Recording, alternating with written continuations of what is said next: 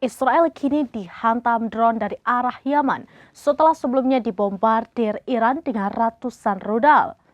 Serangan terbaru pada Selasa 29 Oktober 2024 itu dilancarkan oleh kelompok Houthi menyasar Ashkelon, Israel.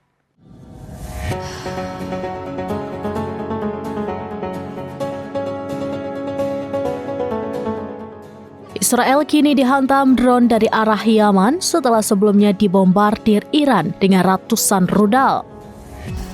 Serangan terbaru pada Selasa 29 Oktober 2024 itu dilancarkan oleh kelompok Houthi menyasar kota Ashkelon, Israel.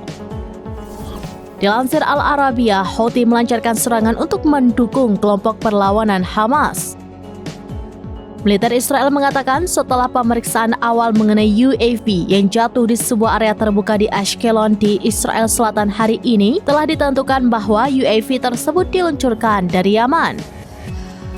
Adapun diketahui, Yaman bukan baru kali ini saja menyerang Israel sejak perang di kawasan pecah pada Oktober 2023 lalu.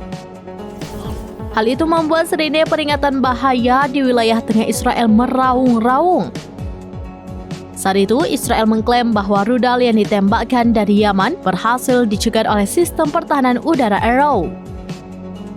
Namun, sirine dan ledakan terdengar setelah intersepsi dan pecahan peluru yang jatuh.